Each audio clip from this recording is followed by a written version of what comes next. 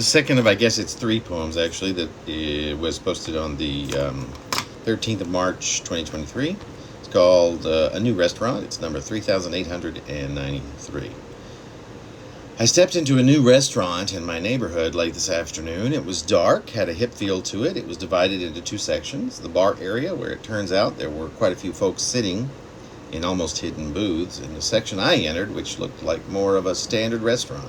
It was a Japanese restaurant with a fair share of raw fish items on one side of the one-page double-sided menu, and on the other side were things like skewers and ramen. I had the seafood ramen, and it was amazing. 2 or 3 things of note are that I don't have much money, and the extra amount I've been getting monthly ends in less than 2 weeks when I get my final unemployment check. And if I don't have a job by then, I have to go back on county government assistance, which I've been on since then. This was March. It's now September. And there are hurdles now because I took a 2-week job. Never mind. I won't go into it. It's going to be very difficult for a while. And I just finished an interview, as you see, which I've already found out I didn't get the job. Crazy. I mean, sorry to vent just a little bit here. It's a long poem. We'll go on. And if I don't have a job by then, I have to go back on county government assistance, which pays the rent and leaves me with about 1/5 of the amount of cash per month that I have been receiving since I began receiving unemployment checks around Christmas. A caveat to that note is that since June, I've been looking for a permanent full-time job, no more contract work in the city. There have been tons of jobs, and I've applied to hundreds since July. And I've had dozens of interviews, many of them second and third meetings, and received no offers whatsoever. My resume is impeccable, except for the fact that I've only been working spottily since I left my last long-term full-time job. That was a dozen years ago. So, for example, after being laid off due to COVID in March of 2020, I did not work again until March of 2022. Already, this has turned out unexpectedly. I hope this is not unfortunate. My intention was to focus on the beautiful. But I seem to be having trouble focusing on that, and that makes sense. Disciplined as I truly can be at times, given that tomorrow I'm going into surgery to have a cancerous growth removed. My chances of a complete and easy recovery are, I'm told, excellent. What was good was not easy. And nobody, including me, should be worried. It's just that this has had me a bit anxious and certainly dwelling on my mortality. I'm 55. This is to me the biggest health scare I've encountered. But yet, I've had a month's bout of pneumonia while living in a homeless shelter.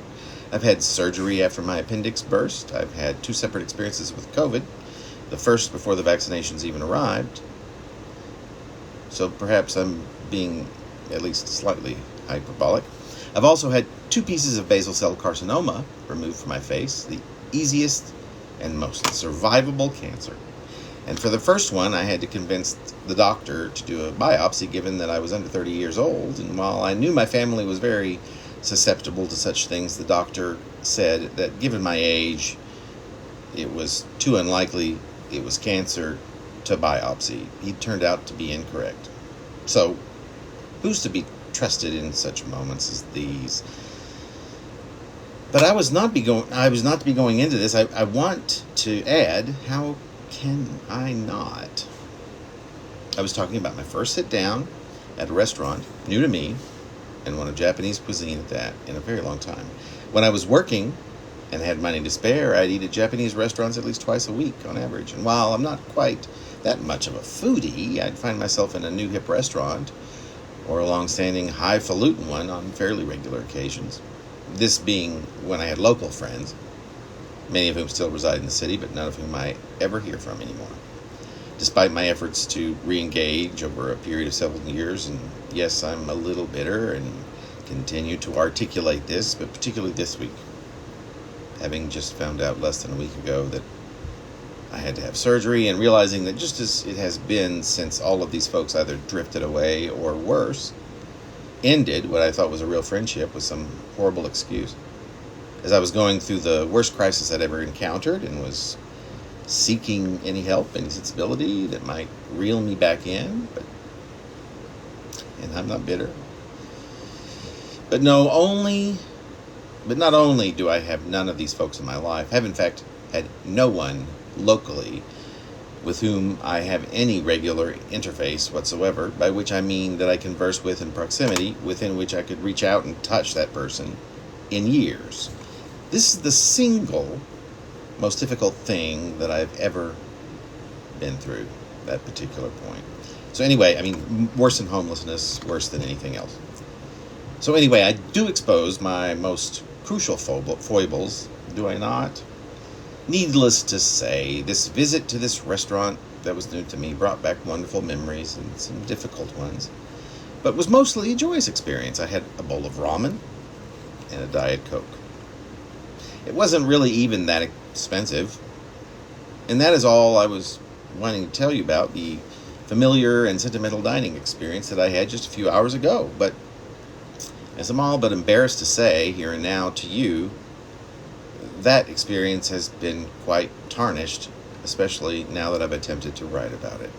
For what, to me, and hopefully to you as well, are obvious reasons now, given my bit of venting, my bout with drama tossed in your direction, for which I must really apologize, and yet also must express gratitude for you're allowing me this opportunity, even if I'm staring into the void and there's no one there.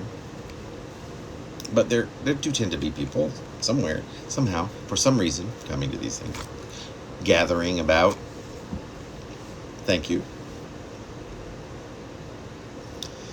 Which I so sincerely hope does not taint in any way what we might henceforth have going with this particular, perhaps imaginary rapport. Does it? I do humbly beg forgiveness and wave my imaginary wand over all that exists in an effort to release us both from any bad vibes caused by what I've heretofore written.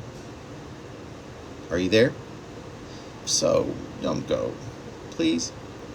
Of course, I have the choice of whether or not to hit send, of giving us both a break, perhaps. ? By thinking a day or two before deciding whether this will go out to you all. But I guess I was not wanting to talk about the cancer, huh? But I think we both know, of course, that it'll soon be up for you in all its glory.